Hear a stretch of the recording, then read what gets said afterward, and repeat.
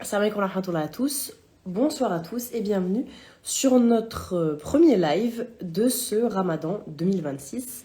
Donc voilà, je répète un petit peu, j'essaye pendant le Ramadan de faire des lives sur des sujets qui mêlent la philo et l'islam, parce que vous savez que c'est ma spécialité. Et aujourd'hui, on va parler de l'effort, donc comment, à notre ère, retrouver le goût de l'effort, c'est-à-dire l'envie de faire des efforts, l'envie de se donner, la volonté. Voilà, c'est quelque chose qui malheureusement s'est beaucoup perdu ces derniers temps. Et surtout, à notre époque actuelle, il est vraiment important de raviver la notion particulière d'effort. C'est parce qu'on se rend bien compte qu'en fait, on est environné par une culture justement du moindre effort, c'est-à-dire une culture du tout cuit, de l'instantané, du spontané. Et en fait, plus on avance, plus on va vers des schémas où l'effort est de moins en moins valorisé. Le fait de faire des efforts, c'est de moins en moins valorisé. Et c'est quelque chose de très large, donc on va en parler aujourd'hui. Donc, puisque tout va toujours de plus en plus vite autour de nous, évidemment, dans la technologie, mais aussi dans le ressenti du temps qui passe. Vous allez voir, là, on est le premier jour de Ramadan. On va encore arriver au dernier jour en se disant, mais on n'a pas vu le Ramadan passer. Puisque tout semble s'accélérer, en fait, autour de nous ces derniers temps, eh bien, évidemment, nous autres humains, on va s'adapter à ça et on va suivre la cadence effrénée qu'a pris notre monde, qu'a pris notre ère actuelle. De nos jours, on peut recevoir un produit, subhanallah, c'est vrai, hein, on peut recevoir un produit qui se trouve à l'autre bout du monde en 2 jours dans notre boîte aux lettres. Alors merci Amazon Prime. Moi je suis adhérente à Amazon Prime. À chaque fois je me dis mais c'est un truc de fou. Je sais que c'est pas très bon pour la planète, hein, mais je vais commander des choses qui vont arriver en moins de 3 jours, enfin en moins de 4 jours, aller chez moi en fait, subhanallah, et ils sont à l'autre bout du monde. C'est quand même incroyable et je trouve ça toujours absolument fascinant et en même temps un peu inquiétant quand même. En vérité, il y a vraiment comment dire, il y a vraiment une augmentation du temps qui est franchement signifiante par rapport à l'époque juste de nos parents il y a encore 15-20 ans, quoi, subhanallah. Donc, c'est pareil pour tout, c'est-à-dire qu'on se fait livrer à domicile en seulement quelques minutes, on télécharge la vitesse de l'éclair, on consomme énormément de contenu en 2 temps, 3 mouvements, et attention au contenu qui va dépasser plus de quelques minutes, parce que si vous faites du contenu qui dépasse plus de 3 minutes, ah ça y est, l'attention des gens elle est perdue, et voilà, personne va regarder ce que vous faites. C'est pour ça d'ailleurs que j'ai pas énormément de visibilité. On adore parce que je fais pas des réels de 3 minutes, enfin j'essaye maintenant, mais parce qu'en fait ce sont des sujets comme par exemple ce soir, le goût de l'effort, c'est un sujet que je ne peux pas traiter en 2 minutes. La philosophie elle demande du temps, et justement l'effort il demande du temps, subhanallah, c'est de ça qu'on va parler.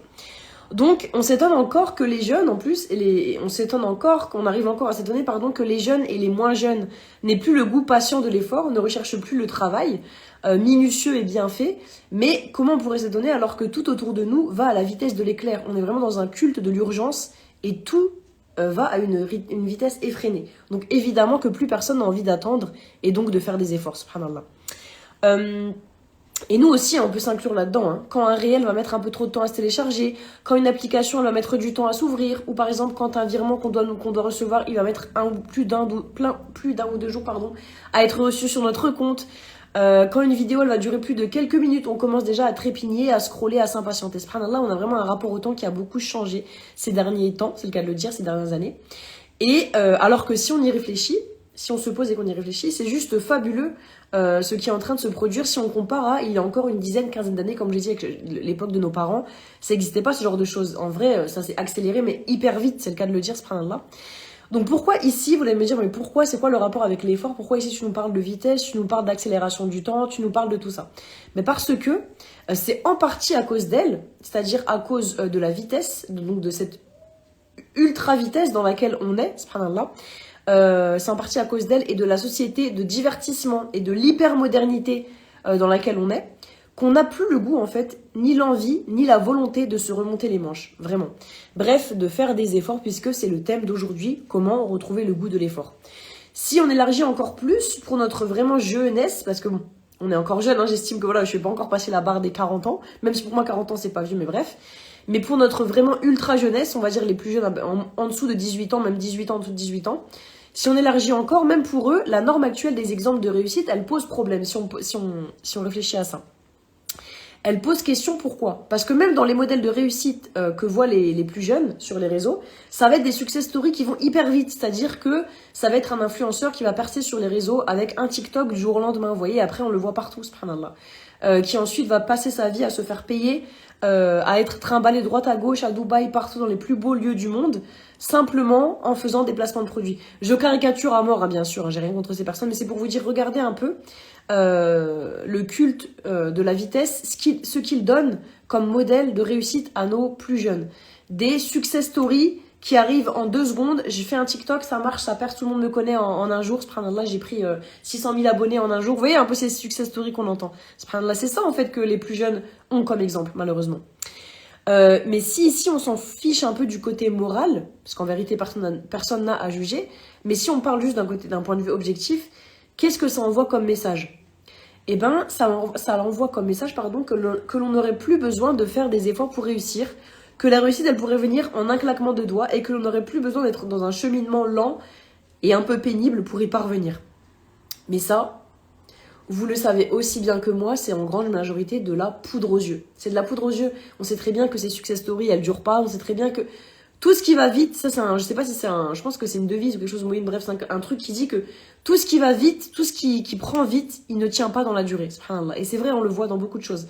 Quand vous convertissez par exemple, et que vous allez très vite, vous allez avoir envie, pardon, je me pose bien, vous allez avoir envie de porter votre hijab très vite, vous allez faire plein de prières d'un coup, vous allez partir à la mosquée, faire plein de choses, on le voit, moi je le vois aussi parce que je suis convertie, on voit que très vite ça va s'essouffler en fait, il faut être un peu pragmatique et il faut essayer de prendre le temps de faire les choses. Donc maintenant qu'on a posé le contexte, eh bien évidemment en tant que bon philosophe, parce que je vous rappelle que c'est live Ramadan, eh bien il mêle aussi le côté philosophique, on va se poser la question de pourquoi on a perdu ce goût de l'effort et comment retrouver ce goût de l'effort perdu.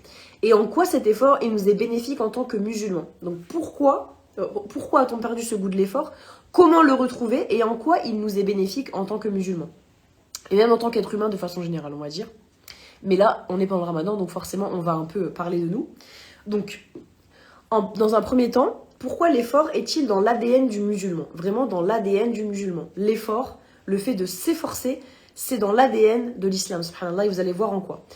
Tout d'abord, si on revient à notre religion, il ne faut pas oublier vraiment l'importance de l'effort en islam.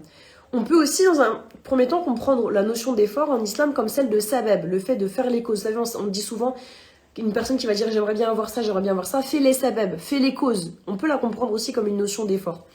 On entend par là le fait de faire un minimum d'efforts, d'agir un minimum afin que les choses arrivent comme on l'espère. Et le reste, on sait très bien que ça appartient à Dieu. Mais on doit quand même mettre les petites pierres, subhanallah, les petits cailloux.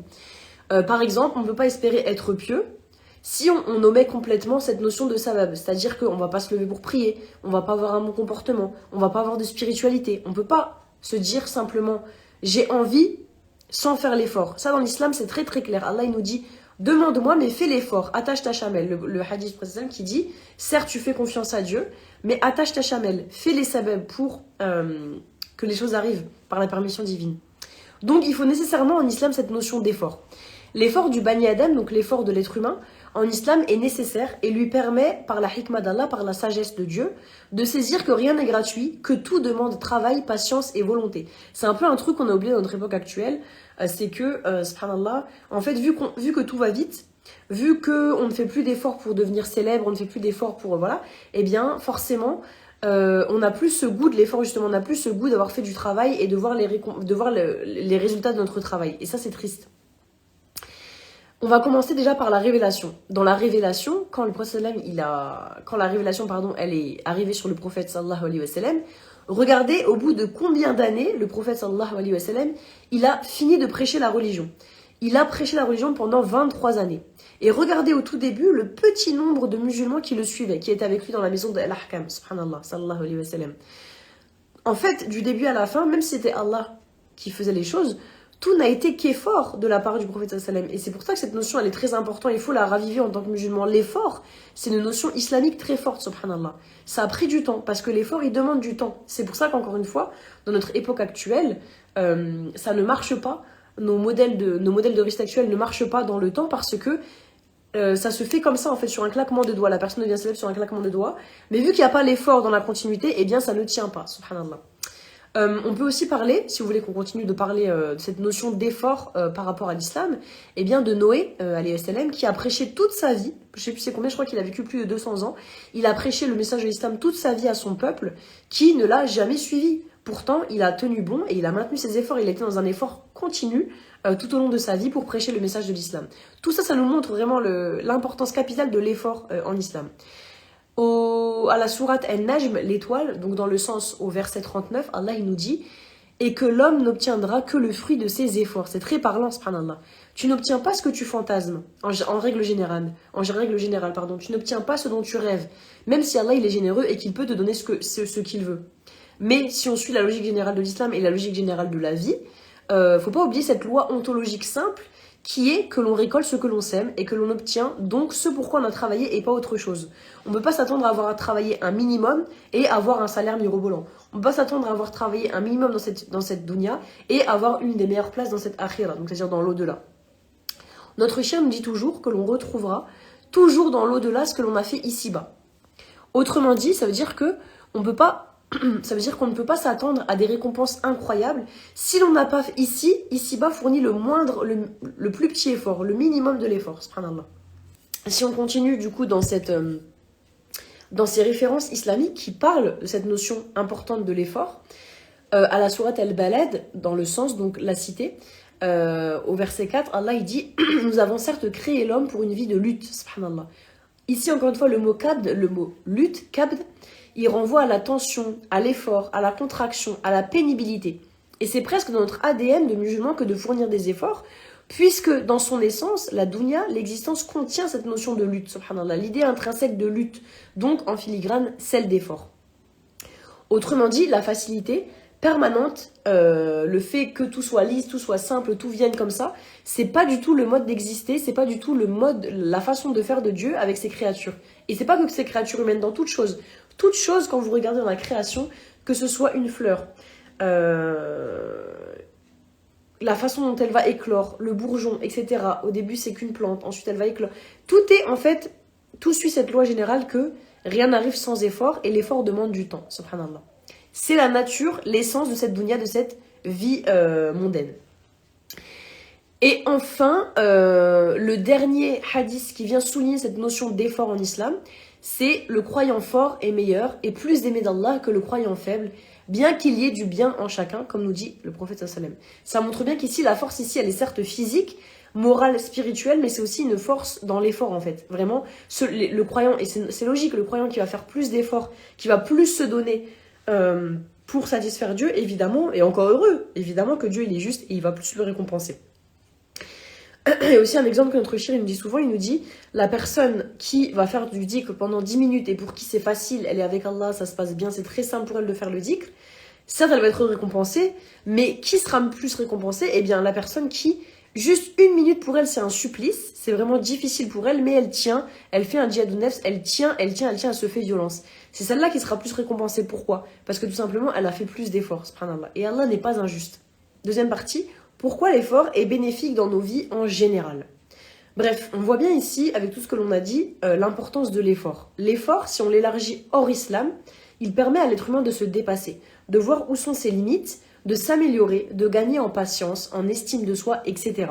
L'effort, même s'il est pénible, personne ne va dire que c'est simple de se lever, surtout là quand par exemple ça va être le ramadan, de se lever, il y en a qui vont pas redormir après, c'est très compliqué, c'est très difficile.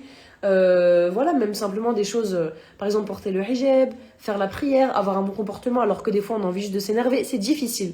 L'effort il est pénible. Mais c'est aussi une énorme source de gratification.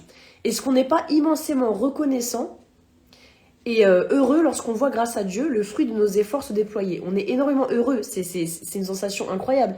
Par exemple, des années d'études longues et studieuses, durant lesquelles vous êtes empêché, vous êtes privé de sortir, vous êtes privé de voir vos amis, vous êtes privé un peu de tous les plaisirs mondains, pour qu'au final, eh bien, vous ayez votre diplôme. Est-ce que là, l'effort, il n'en valait pas la peine? Est-ce que là, on se dit pas, heureusement que j'ai fait l'effort, subhanallah. Donc, c'est vraiment quelque chose d'important, en fait, l'effort. Quand il est mené à bien et quand il est mené jusqu'au bout, l'effort, il va me rendre fier de moi. Il doit être une constante de mon action. C'est-à-dire que, surtout le musulman, bien sûr, ça ne veut pas dire qu'on ne doit pas se reposer, mais nous, dans notre ADN, on doit être dans l'effort, dans le djihad nefs. L'effort doit être une constante de notre action, par laquelle je vais m'appréhender chaque jour davantage moi-même. Grâce à l'effort, je vais me connaître de plus en plus, je vais saisir mes limites et je peux donc chaque fois les repousser. Nous sommes ici au début du mois de Ramadan, comme vous le savez, qui est lui aussi un des plus gros efforts que l'on a à faire dans le calendrier hégirien du musulman, parce que le jeûne, c'est un gros effort sur nos nefs.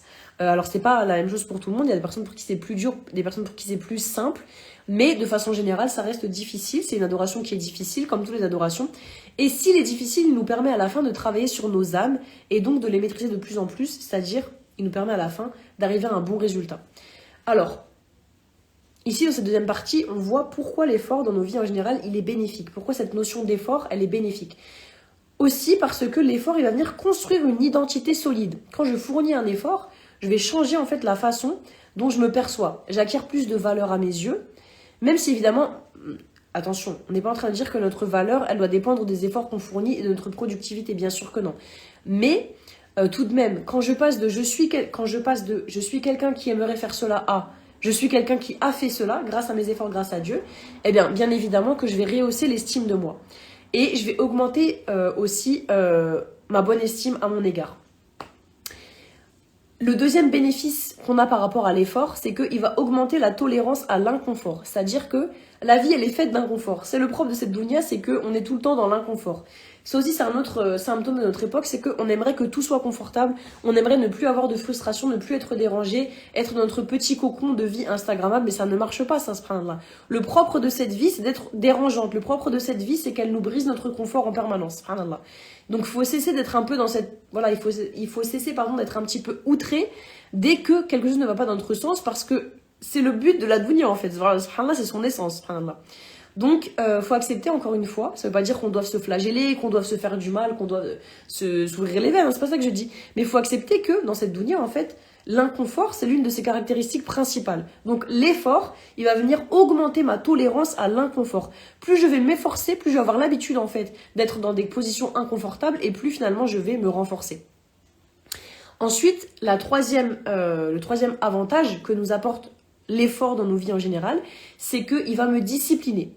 C'est l'un des points les plus importants. Comme je disais en introduction, on est arrivé dans une ère où tout nous est donné en un claquement de doigts. Je veux un Uber Eats, il m'arrive en 20 minutes. Je veux un vêtement qui est à l'autre bout du monde, il m'arrive en 2 jours. Je veux regarder une vidéo, j'ai juste à lui... Vous voyez ce que je veux dire? Je veux appeler quelqu'un, j'allume mon téléphone. On est vraiment dans une ère de l'instantanéité où on n'a plus à fournir un seul effort. Tout nous est donné, tout cuit dans le bec, subhanallah. Et on n'a plus l'habitude de se remonter les manches pour obtenir ce que l'on veut, bien malheureusement. Donc l'effort, au contraire, il va venir me discipliner. C'est-à-dire que, en particulier dans le domaine religieux, dans lequel, parce qu'on sait très bien que le domaine religieux, c'est pas le domaine de la dunya.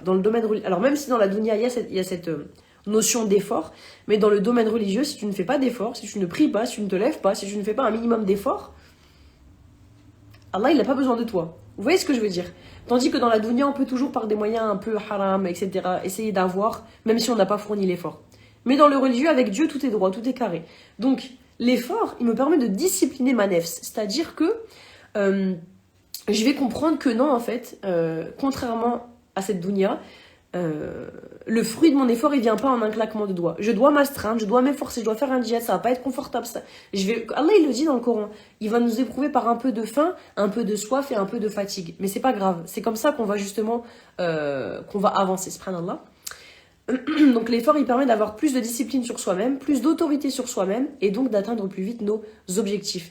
Parce que la plupart du temps, qu'est-ce qui va nous empêcher, subhanallah, de atteindre nos objectifs? Eh bien la procrastination, le manque de volonté, la paresse, donc le manque d'effort. Tandis que l'effort, au contraire, il va venir nous booster dans nos objectifs parce qu'il va nous mettre face, eh bien, à la réalité. Je dois faire un effort parce que là, je vois que ça va pas, donc forcément, ça va me permettre d'avancer. Surtout dans nos sociétés modernes qui sont de plus en plus dans cet hyper-individualisme, dans cette hyper-modernité qui nous apporte tout sur un plateau d'argent. On a juste à claquer des doigts et tout nous est donné. Non, la religion, elle te dit, ça marche pas comme ça. Tu dois faire un effort sur ta nefs et je te donnerai après. Donc l'effort, il vient discipliner la nefs et c'est très important, encore une fois, dans notre société où tout nous est donné en quelques secondes. Donc, quatrième chose, l'effort, il crée aussi de la compétence. Au sens où plus je vais m'astreindre, donc m'efforcer d'y arriver, plus je vais m'entraîner, plus je vais devenir meilleur. C'est logique, une personne qui va s'entraîner tous les jours à la course à pied, au bout d'un mois, elle aura un niveau bien plus élevé qu'au début. C'est vraiment de la logique 1 plus 1 égale 2, vraiment. Si chaque jour je m'efforce de me lever pour le vieur, j'y arriverai de plus en plus. C'est sûr que j'y arriverai pas de moins en moins. Ça, c'est évident. Évidemment, même si c'est un micro pas, même si c'est une micro-amélioration, je vais y arriver de plus en plus. Subhanallah. Donc finalement, l'effort, il me permet d'investir en moi.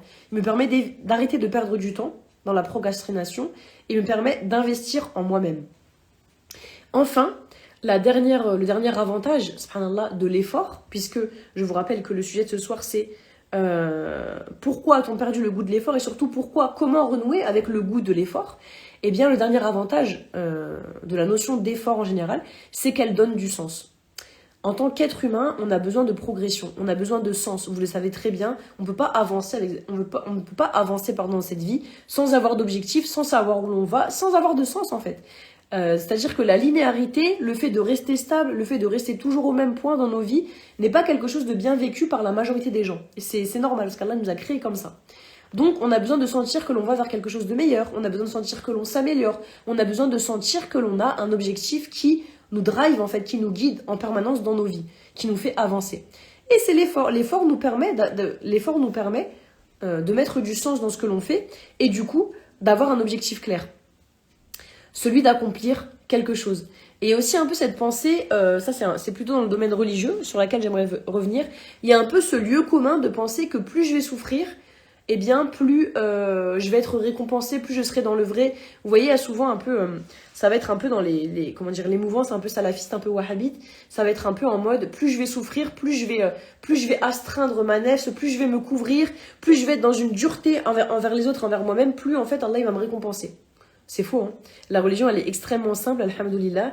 Elle te demande de faire ton maximum, donc faire des efforts, on reste dans le domaine de l'effort, mais elle te demande pas de te flageller. Là, on n'est pas en train de parler de se flageller. Et des fois, l'effort, il ne demande pas forcément de souffrance. C'est aussi un truc, c'est un amalgame, ça, de penser que l'effort égale forcément de la souffrance. Bien sûr qu'un l'effort, il va te sortir de ta zone de confort, c'est logique. Il va être un peu pénible, mais pas forcément, il ne va pas être forcément synonyme de souffrance. Donc, l'effort, il est valorisé et il est valorisable. Imaginons une personne qui va galérer toute sa vie pour faire sa prière du matin. Mais elle va continuer, chaque matin, elle va se lever, mais elle n'y arrive pas. Mais elle essaye, elle met le réveil, elle fait des doigts, elle fait tout ce que tu veux, mais elle n'y arrive pas. Parfois, elle va y arriver, parfois, elle va pas y arriver.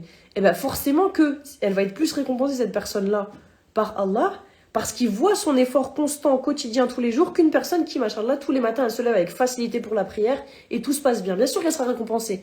Mais Dieu, il est juste, il va nous récompenser toujours par rapport à nos efforts. Donc voilà, l'effort en islam, c'est quelque chose de très important. Encore une fois, je répète, dans notre société qui nous pousse à croire que tout nous viendrait en un claquement de doigts, qui nous pousse à croire qu'on peut réussir du jour au lendemain, success story, je deviens un influenceur connu. C'est pas vrai, c'est de la poudre aux yeux, ça ne marche pas dans l'islam. Tu fournis des efforts, c'est long, c'est un cheminement, c'est un soulouk, c'est difficile, ta nefs, elle va en pâtir, mais c'est normal parce que l'effort, il est valorisé. Alhamdoulilah. Et Dieu, il est juste. Et d'ailleurs, c'est pour ça que moi, ça me rassure toujours, c'est que je me dis à chaque fois, je me rappelle à chaque fois de ce que nos chouyours nous disent.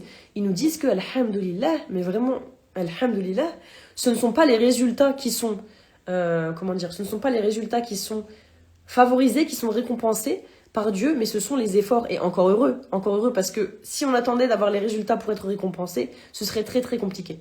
Voilà, donc là c'était un petit peu les bienfaits de l'effort dans nos vies en général, dans nos vies de personnes qui vivent au XXIe siècle, dans lequel, encore une fois, on essaye de faire croire surtout aux plus jeunes que, ils n'auraient plus besoin de fournir d'efforts, que tout leur serait donné, que tout serait simple. L'islam est simple mais n'est pas simpliste, comme nous dit à chaque fois notre shir. Donc on va passer à notre troisième partie déjà, qui est comment retrouver le goût de l'effort. Encore une fois, dans une société où on nous a tout donné sur un plateau, surtout encore une fois pour les plus jeunes, c'est difficile de retrouver le goût de l'effort. Quand on a toujours eu tout comme ça, vous voyez. Encore une fois, que ça soit par rapport à le fait de se faire livrer, le fait, subhanallah, d'avoir des réponses directement, on allume ChatGPT, on a des réponses, le fait, la communication, tout est simplifié à notre époque. On n'est plus comme à l'époque de nos grands-parents, par exemple, qui, pour pouvoir parler avec leur amoureux, leur mari, ils devaient écrire un courrier, qui, pour pouvoir, subhanallah, avoir accès à de la connaissance, à du ilm, à du savoir, devait partir dans le désert, faire des heures et des marches, et des heures et des jours de marche et de route, pour avoir accès à un hadith par exemple. Non, nous on a tout sur un plateau d'argent. Et paradoxalement à ça, on a perdu le goût de l'effort. Alors qu'on nous donne tout. On nous donne tout sur un plateau, mais on a quand même perdu le goût de l'effort. Et c'est dramatique, encore une fois, parce que le musulman, il est par essence quelqu'un qui fait l'effort. Par essence, alhamdoulilah.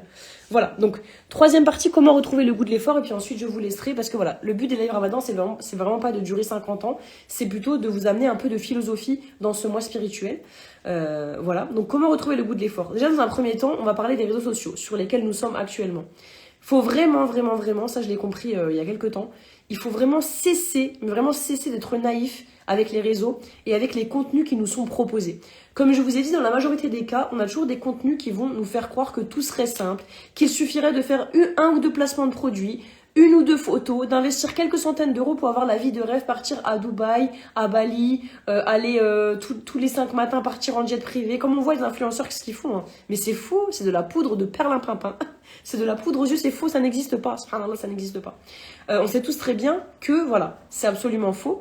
Et que c'est à cause de ces discours ultra dangereux. Malheureusement, moi je le vois, hein, je suis prof, donc j'ai beaucoup d'élèves qui, malheureusement, sont un peu illusionnés par ça. On voit que c'est à cause de ces discours-là que beaucoup de jeunes actuellement, ils veulent plus fournir le moindre effort parce qu'ils se disent, mais pourquoi je vais... C'est vrai, ils ont raison. Pourquoi je vais aller au khadam, c'est-à-dire au travail, je vais même aller à l'école, je vais apprendre des trucs et des machins pendant des heures, je vais être assis sur un banc de 8h à 17h, blablabla, les contrôles, les examens, les machins, alors que je peux, désolé, hein, faire une photo de mes pieds et gagner peut-être 600 € la photo. J'exagère de fou, hein, quand je vous dis ça. Mais vous voyez ce que je veux dire? Vous voyez la logique qu'on essaye de vendre aux jeunes? C'est pas vrai, ça n'existe pas, c'est 1 sur 1 milliard. Et puis, est-ce que tu préfères pas garder ta dignité en allant certes à l'école, en charbonnant, et en ayant accès par tes efforts, par le fruit de ton travail, au diplôme que tu vises, plutôt que, c'est pas méchant quand je dis ça, mais atteindre certes un rang, mais qu'est-ce que tu as fait pour l'atteindre? À quel point tu as mis ta dignité sous ton pied pour l'atteindre? Vous voyez, je suis pas en train de critiquer les influenceurs et compagnie, mais je dis que on est vraiment dans une époque qui nous fait croire que l'effort, il serait redondant, t'as plus besoin de faire des efforts, c'est pas vrai, tout est donné. Non. Et en islam, ça marche pas. Tu fais pas d'efforts avec Allah? Ok. Bah, ne t'attends pas, Yom El Qiyam, à avoir plus que ce que tu as fait, c'est-à-dire rien.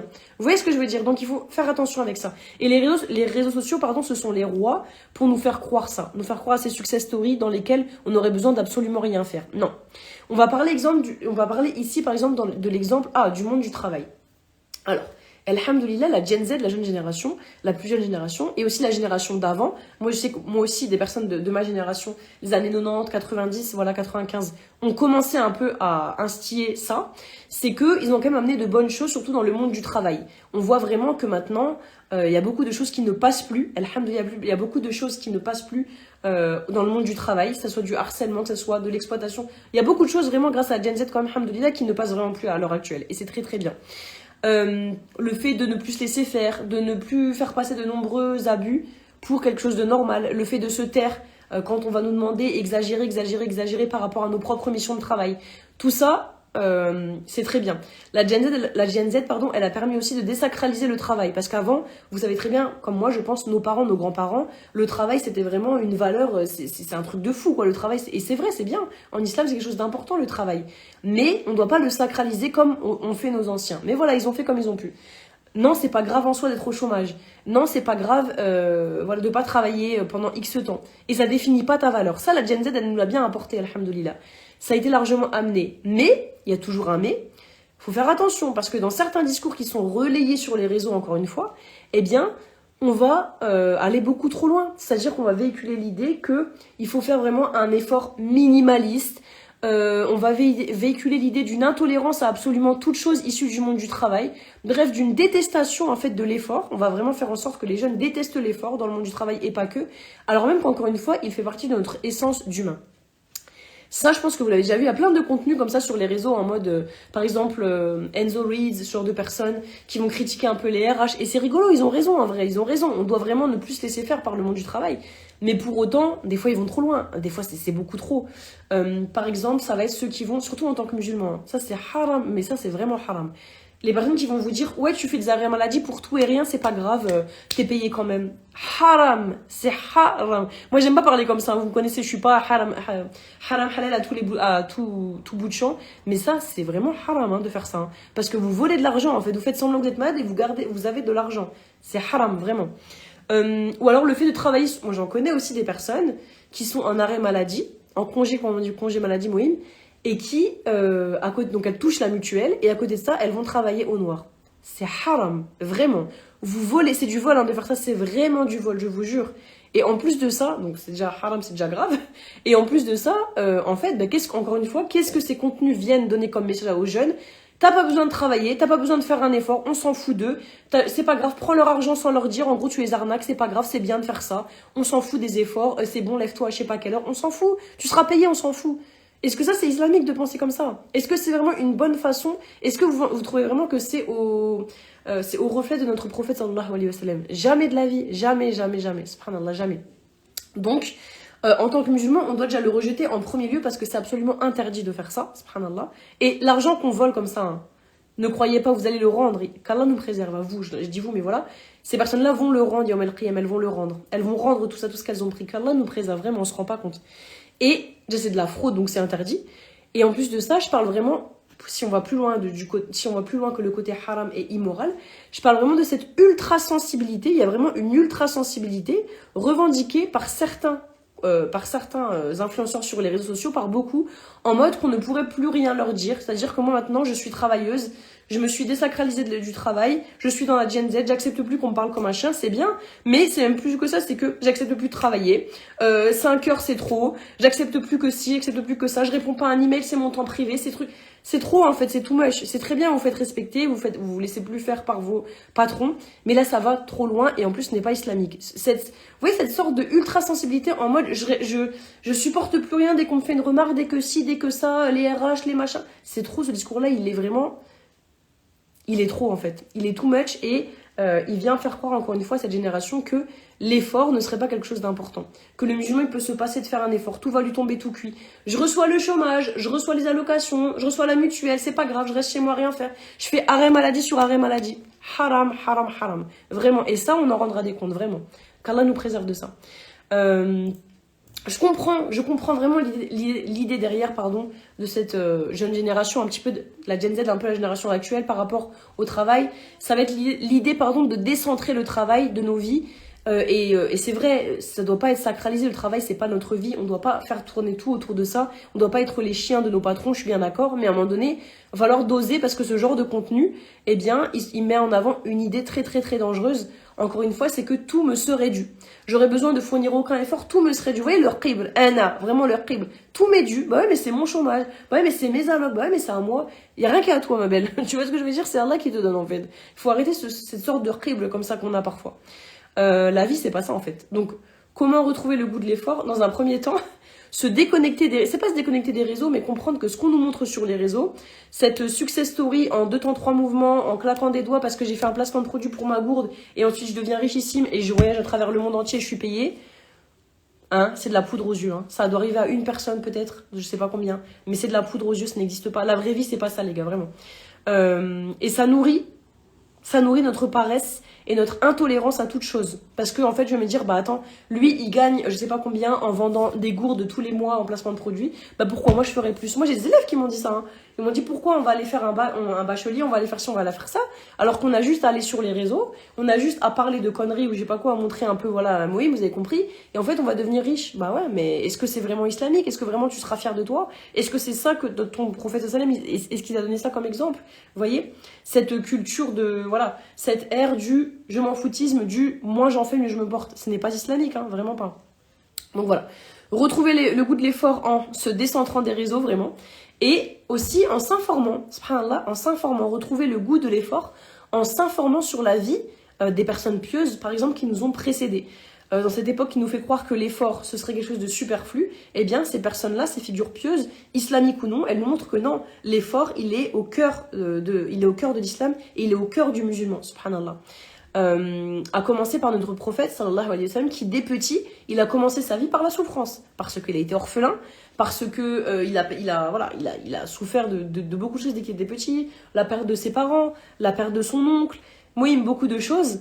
Et il est resté debout et il a continué à avancer. Alors bien évidemment, c'est Allah, parce que c'est Habib Allah, sallallahu alayhi wa sallam, c'est pas un Bani Adam normal. Mais pour autant, c'est notre exemple. Vous voyez, il y a des personnes des fois qui me disent, des fois j'ai déjà parlé de l'exemple du prophète sallam avec certaines personnes, et elles me disent, oh mais lui c'est un prophète, sallallahu alayhi wa sallam. Mais il est là pour quoi en fait? Il est là pour nous donner l'exemple justement. C'est un prophète, oui, donc c'est un exemple, pas par définition, subhanallah. Donc, on peut aussi parler, pour retrouver le goût de l'effort, on peut aussi replonger dans la biographie donc, du prophète, mais aussi des sahaba, hommes comme femmes, parce que moi, je parle toujours des femmes aussi, faut pas les oublier. Les sahaba qui l'ont suivi, qui ont enduré les brimades, qui ont enduré la soif, qui ont enduré la faim. Et également les grandes femmes de l'islam que l'on évoque malheureusement pas assez encore à mon goût, mais qui ont participé à fonder la civilisation islamique. En fait, c'est à ces modèles-là, et c'est pas que les modèles musulmans, ça peut être aussi des modèles de personnes non musulmanes, mais qui ont vraiment, vous voyez que dans leur parcours, elles ont, je vais pas dire qu'elles ont galéré, parce qu'on n'est pas obligé de galérer, mais elles ont fourni un effort. Tout ne tombe pas tout cuit dans la bouche, on n'est pas tous des fils d'héritiers. Vous comprenez ce que je veux dire, des filles et des fils d'héritiers? Des personnes qui ont fourni un minimum d'efforts. Et c'est à ces modèles-là que l'on doit revenir, afin de voir à quel point afin de voir, quel était à eux, leur sens de l'effort à eux, subhanallah, et à quel point le nôtre, il est ridicule par rapport au leur, subhanallah. Les sahaba, les personnes qui ont suivi le prophète au début, elles n'ont pas hésité à mettre leur vie en péril, c'est-à-dire qu'en fait, c'est même pas un effort en mode « Ah, je dois me lever le matin, bon allez, c'est pas grave, je vais un petit peu sacrifier ma matinée, mais c'est pas grave. » Non, là, je sacrifie ma vie pour la cause de l'islam, je sacrifie ma vie individuelle, égoïste et unique pour une cause plus grande. Et c'est ça aussi qui est beau, si vous voulez vous réconcilier aussi avec le sens de l'effort, c'est que bien comprendre que l'effort, il ne nous engage pas que nous individuellement. L'effort, subhanallah, ça va être, il va avoir des conséquences positives pour le collectif. Regardez, la propagation de l'islam, par exemple, on parlait des sahaba, femmes comme hommes, l'érudition de la communauté.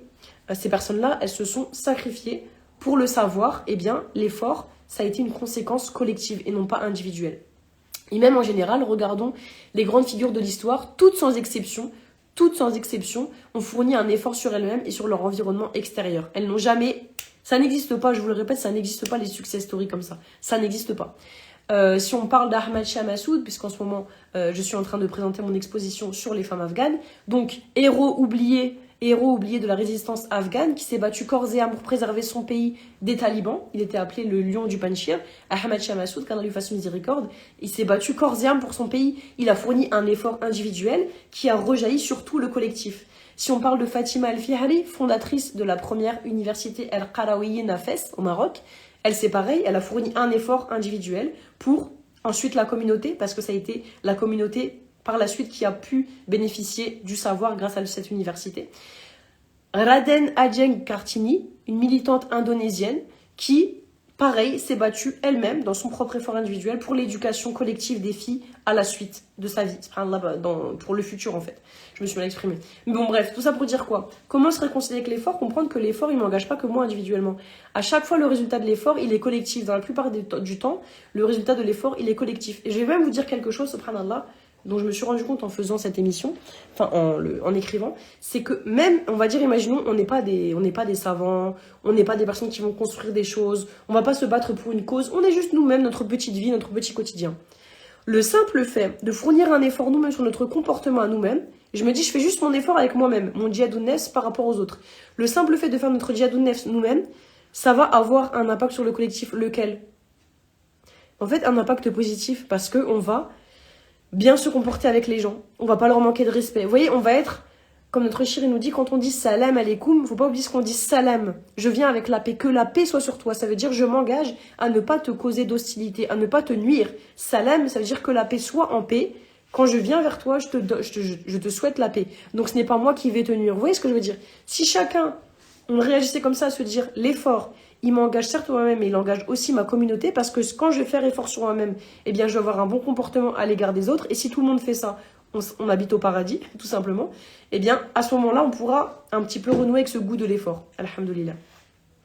C'est ça qui doit nous motiver. On est musulmans et en fait, je sais que cette ère, cette époque, elle nous fait croire que il faut encenser, il faut glorifier l'hyper-individualisme, l'hyper-modernité, tout pour moi, tout pour ma pomme.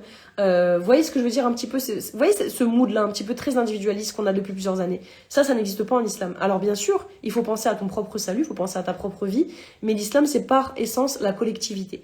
Donc l'effort que tu feras toi-même au niveau de ta nefs, au niveau individuel, il rejaillira peu importe de quelle façon sur la collectivité. Donc forcément, c'est que des conséquences positives, alhamdoulilah. Pour conclure sur cette question à propos de Pourquoi faut-il renouer avec l'effort et comment renouer avec la notion d'effort? Eh bien, on peut dire que l'effort, qu'il soit dans le laboratoire, dans la rue, dans la bibliothèque ou dans la transmission, l'effort ne se mesure pas seulement par ce qu'une personne va faire. L'effort se mesure aussi et surtout par ce qu'il permet aux autres d'atteindre. Regardez, on a dit par exemple, on a pris l'exemple de Ahmad Massoud, le lion du Panjshir qui s'est battu contre les talibans, et bien par son petit effort individuel et celui d'autres personnes, du coup, qu'est-ce qu'il a produit? Son effort individuel a produit une conséquence collective bénéfique. Et ça, c'est ce qu'on doit à chaque fois penser lorsqu'on veut s'efforcer sur notre propre nef en tant que musulman. Parfois, grâce à notre effort, c'est aux autres qu'on va ouvrir le chemin, alhamdoulilah. Et si on en revient à des considérations plus islamiques, eh bien le fait que chacun fasse un effort sur lui, va assurer au reste du collectif, va assurer au reste de la communauté une bonne entente. Et c'est un peu ce qui se passe finalement dans nos microcosmes que sont nos cours, nos halaqas, nos cours religieux, nos assises spirituelles. Eh bien, on est tous là pour Allah et en ce sens, on va tous faire preuve d'adab envers nos frères et sœurs. C'est-à-dire qu'on va toujours être dans un adab, dans une politesse par rapport à nos frères et sœurs parce qu'on sait que dépend de notre comportement, dépend de notre djihad ou nefs, le bien-être de l'assise spirituelle. Si moi je commence à être méchant, si je commence à casser mes soeurs, je commence à mal parler, eh bien il va y avoir une mauvaise ambiance dans l'assise spirituelle. Et en fait, ces petits microcosmes de religion dans lesquels on se comporte bien, ces cours dans lesquels on se comporte bien, ce serait bien de l'appliquer au reste de la société. Quand on est en société, que ce soit dehors, dans le tram, dans le métro, à la maison, peu importe, même si c'est pas avec des musulmans, essayez de, à chaque fois, avoir cette notion d'effort, subhanallah, pour le collectif. Tout ça pour dire, en termes de conclusion, qu'on doit renouer avec l'effort sans nous laisser aller malheureusement à certaines chimères qui nous feraient croire, comme j'ai dit, au XXIe siècle et à notre siècle, que l'effort serait inutile, que tout serait déterminé, que l'on n'aurait qu'à claquer des doigts pour... voilà, ça n'existe pas. Bien sûr qu'on sait que la méritocratie c'est quoi? C'est le fait de dire « Ah, si tu veux, tu peux ». Ça, on sait très bien que malheureusement, c'est un petit peu un leurre, c'est un petit peu faux, parce qu'il y a beaucoup de facteurs socio-économiques qui entrent en ligne de compte. C'est pas parce qu'un enfant... vous voyez, un enfant qui va arriver des favelas, qui va arriver d'un bidonville, c'est pas parce qu'il va faire ce qu'il veut qu'il pourra. Parce qu'il y a des facteurs socio-économiques, il y a des choses qui vont l'en empêcher. Mais c'est pas parce qu'on doit dire ça, c'est pas parce qu'on dit ça, pardon, que ça doit nous amputer d'un certain effort. Parce que c'est par lui qu'on va se démarquer aux yeux du divin. Non pas par notre fatalisme. C'est pas parce que je vais dire, ah ouais, mais moi je suis né dans un quartier pauvre, défavorisé, bah du coup ça sert à rien que je fasse un effort parce que dans tous les cas je vais rester pauvre. C'est pas ça qu'Allah il va récompenser. Celui qui va se dire, certes je suis né dans un quartier X, mais j'ai confiance en Dieu et il est capable de toutes choses, donc je fais quand même l'effort. Vous voyez ce que je veux dire? La notion d'effort. Si l'essence même de cette vie, de cette dunya, c'est la lutte, alors l'essence même du musulman, ça paraît logique, c'est l'effort. Le musulman, il est corrélé dans son ADN, dans son essence, il a cette notion d'effort. On doit s'efforcer sur nos nefs, sur nos comportements, sur les gens qui sont autour de nous, de jour, s'efforcer. Voilà. Donc ça sera tout pour notre petite discussion monologue, on va dire philosophique sur l'effort.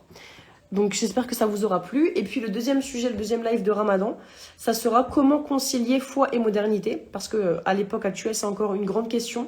Comment concilier notre foi, notre religiosité avec les injonctions à la modernité qui sont permanentes dans notre société. Et bien on verra ça, je pense, la deuxième semaine du Ramadan. Ou peut-être la troisième, j'ai pas encore forcément choisi de date. Mais en attendant, n'hésitez pas à retrouver cette émission très bientôt sur YouTube. Salam alaikum.